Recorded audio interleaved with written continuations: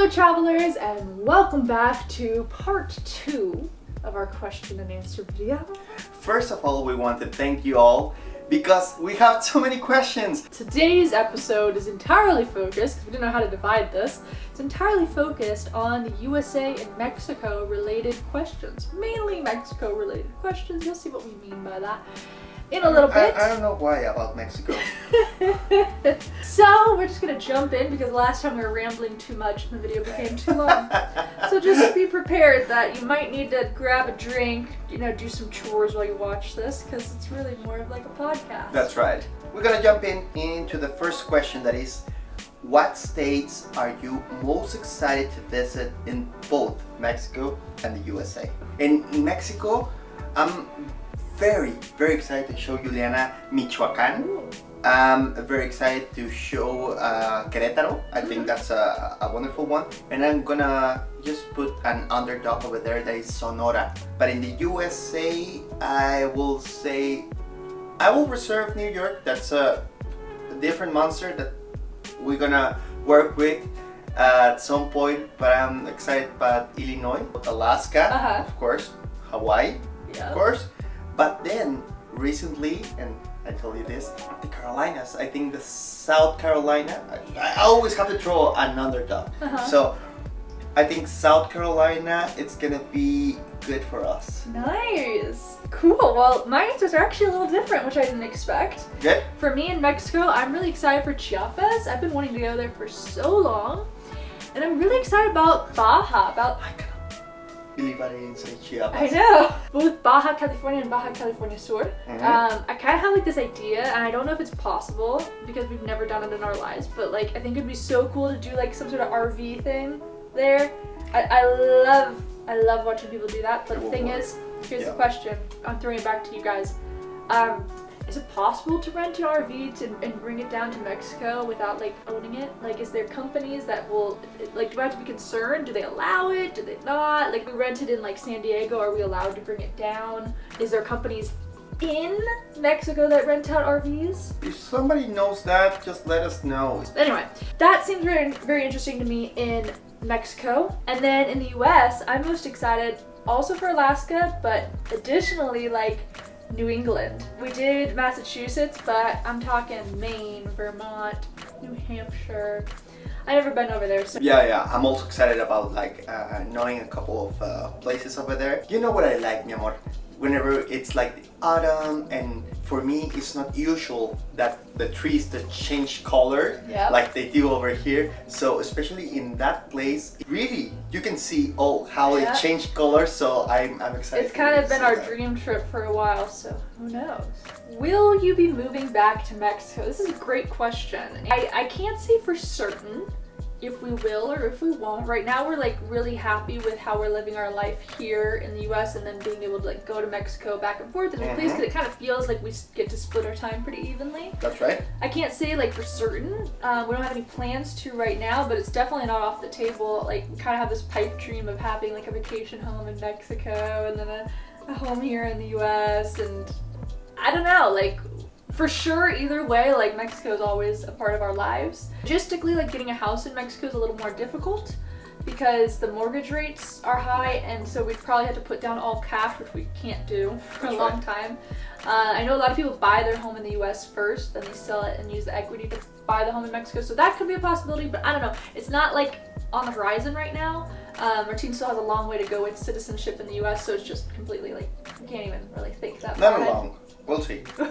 Your answer was perfect, no? Good. And well, it was linked to the next question. Okay. Is living in any of those beautiful pueblos mágicos in Mexico really doable? Like living there permanently, the cost of living, the places is reasonable? And I want to answer that one. The question should be like, if you are able to adapt to that pueblo mágico, that means if you are willing to learn Spanish, to be involved with the different cultures that there in that pueblo mágico, and also if you're willing to be part of a community, because especially in pueblos mágicos, that's something very important, that you know your neighbor and you're part of a community, a society that goes around the pueblo mágico. it really depends on you if you are willing to do that.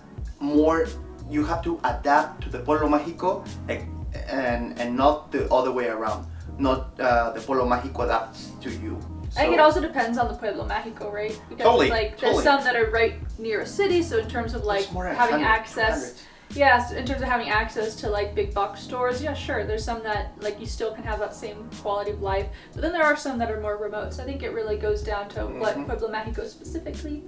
And if you want to elaborate on that in the comments, feel free to. So next question, it will be, do you find that many food locations in Mexico accept card, Visa, or are many food locations cash only? That's great. A great question. If it's a sit-down restaurant, likely you will be able to pay with card, which is great. Card is becoming more popular around Mexico, but that being said, there are still many that only will accept cash. Cash is king still in Mexico. What's cool about Mexico is that you could have what's pretty much the equivalent to like a Michelin star meal right on the street from a street vendor, and it's cheap. But of course, cash is only accepted. So our tip would be, you know, if you go to a restaurant, we're big on points, so use your card as much as you can, but keep some cash on you because there's some good food you can have that you can't pay card for. That's right. When you're all thinking of visiting Hidalgo, my home state, I have so many recommendations. Oh my gosh. Well, we appreciate all the recommendations. We don't have any plans at the moment, but maybe next year that would be super cool. That's right. We're gonna be going everywhere eventually. But I think in Hidalgo, like one thing that you have to know, Juliana, is you have to eat pastes. Oh. Yeah, that is like an empanada. Yes. Over there, they're the best of the entire country. Oh, cool. Yeah, so definitely send us your recommendations, and we can't wait to get over there. What are the foods that are only available in Mexico that you wish were more easily available in the USA? I feel like, Martine, you have a ton of foods that you wish were in the USA. I know Texas and California, normally they are very proud of their Mexican food, but it doesn't even taste nothing like the things that we have in Mexico. I'm sorry about that. It's the truth. And I I think I used to think that California had great Mexican food, but now that I've taken you to my usual spots and seen the disappointment, I realize, oh yeah, I mean, al pastor, it should not be cut up like chorizo and just little crumbles. Why can't there be slices? No, and also you need the taquero just to slice it like that, and then the pineapple, boom, you know, like all the stuff. Like, yes, Mexican food over here just reminds you what it tastes over there back home. Yeah, it's hard to compete. So for me, al pastor. Tacos al pastor. It will be mole.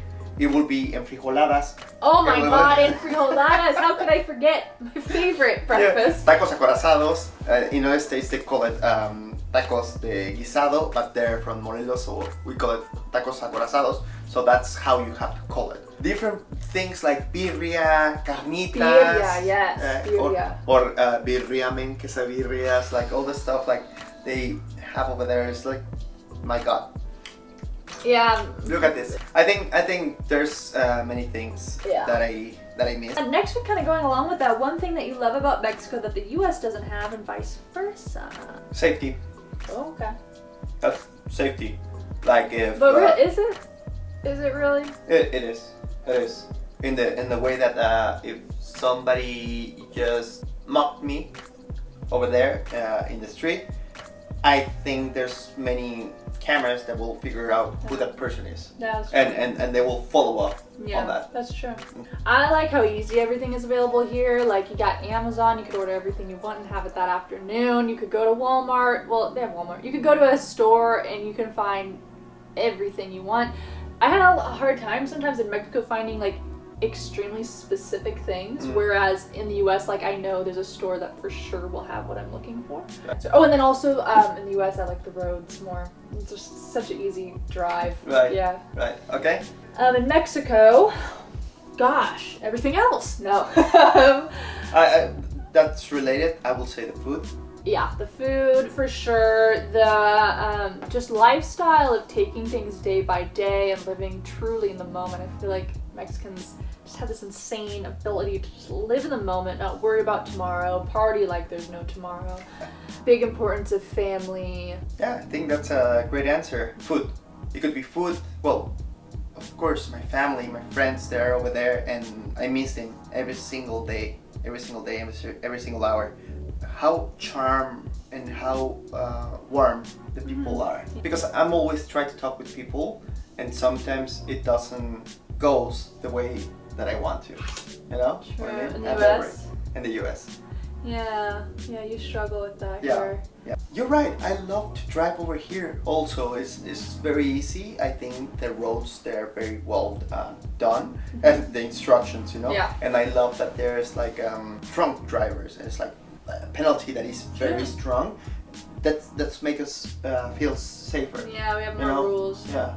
So I like that. Interesting. We're going to the next question. That is, what is the biggest misconception Americans have about Mexico, and vice versa? Oh God. You remember that I told you the first time whenever I was a kid how I saw Americans? Oh my Can we put like an yeah, image we'll over put here? This is how Martine thought Americans look. So Yeah. what have you learned about Americans since you've moved here? I'm very curious. Misconceptions, it will be Americans, they're not educated, that they think they're the center of the world, that they're wealthy and they're stupid. What I learned through my years working on a cruise ship and then living over here, it's like there's people over here in this country that they're very, very intelligent and they know a lot. So it's a misconception that we have over there, and also that they're not everybody's wealthy. You spend a lot in this country. Yeah, you can earn a lot, but you spend everything in rent, cost of living, food, different places, so different things. Most of the people that I know over here, they're like charming, beautiful, intelligent people. Yeah. So it changed my way of seeing it. I think for Americans, I mean, I could go for the easy stuff, that they think Mexico's completely not safe, that everybody's in the cartel and they're gonna hurt you and that you're gonna get robbed. But I think actually, really the biggest misconception, I think a lot of people think Mexico's cut off from the rest of the world. You know, you'll tell someone like, oh yeah, I mean, I have sushi, and the response is, they have sushi in Mexico? Of course. I know you always are telling me that, like, you know, there's so much access to different cultures. I think people don't realize it. They think that in Mexico they just eat Mexican food. And also that, like, there are wealthy people there. I don't know why. People just have this image in their head that everybody lives in huts and they sleep under a tree with a sombrero over their face. It's not true. There's plenty of wealthy people. They got Teslas there. It's just, it's not the image that I think you see in some of the movies. That's true. Yeah. That's true. Oh, it's good to see it like that. Next one. Is it easy to get around Mexico without a car? Well, we should know. We never had a car living there. Ever. Hey, we have a moto. Barely, yeah. We have a scooter. I think it depends what do you mean. Like, if you mean you want to go from state to state, I think you will have to get a car, but also we have a very good bus system. That's true. And it's very cheap, affordable, and safe. Yeah. A lot of places have Uber too, so getting within a city is super easy. Yeah, I would say having a car is nice, of course, like anywhere, but you can get by without it. That's which is right. Nice. But it's good to have it in the states that they don't have Uber, Yeah. or they're like implementing it right now. Like Quintana Roo, just get a car. Just get a car. Like and also the taxi situation over there, it's crazy, crazy. So just get a car. Veracruz and Yucatan. I think there will be the states. Campeche. Yeah. Campeche. If you live there, it'd be nice to have a car, but like I said, it's not impossible. It's not impossible. Yeah. And from moving from state to state, I will take a bus. Next question. It's very, very niche, but we were asked it twice. How do you dry clothes without a dryer? And how do you dry wet, sweaty clothes in a humid climate? No joke, my clothes from 1 week in Puerto Vallarta were still wet 10 days later. I feel that. You know, I don't actually remember having that problem, but it's probably because we used a dryer. If you don't have a dryer, get your clothes done at a laundromat because they do a fantastic job. It's so cheap, it's less effort, and they'll dry it for you. So Yeah. it's very, very helpful. But if you have things that can't dry, Like yours is? put it out in the sun. That's pretty much the only way. Yeah. You know, it's one place in Mexico Americans don't know but should. I would say Chiapas. That's one of the most wonderful states in Mexico, and a lot of people, they don't know about it. It I has haven't been. Yeah, I want to take you so bad to know about it. And I think it's wonderful. Chiapas has everything, and I want, and also I will put over there in the same list, I will put Oaxaca. Okay. Oh, that's a good one. But you know what? My answer is different. But the reason I'm talking so slowly right now is because now I'm second guessing, because Oaxaca is a very good one. I didn't think of that. But what I was going to say is actually Yucatan. Merida. I will say this on the record, Merida is the gateway drug to the rest of Mexico. I feel like if you can get over to Merida, and you've only ever been to Cancun, oh my god, it's the safest city in Mexico. You don't have to worry. They got these insane day trips you can do from there, and it's like, and you're gonna go there and you're gonna realize like, oh wow, Mexico's not as like scary or like hard to get around as I thought. And the food, no? And it's just right by Cancun. It's like, tourists, just drive a little further. And actually it's going to be way easier with the Tren Maya. Exactly. So I would say Yucatan, specifically Merida, the gateway drug to Mexico. I love On the record. I love your answer. And I think that is all the time we have for today. This video is getting very, very long. Thank you to anyone who stayed till the end. We hope you found it interesting. That's right, and also we want to thank all the people that they sent us their questions, and I hope the answers didn't disappoint us. Yes. We'll see you guys in our next video. So long. Travel well. Make the world your neighborhood. See you guys next time. Bye. Bye.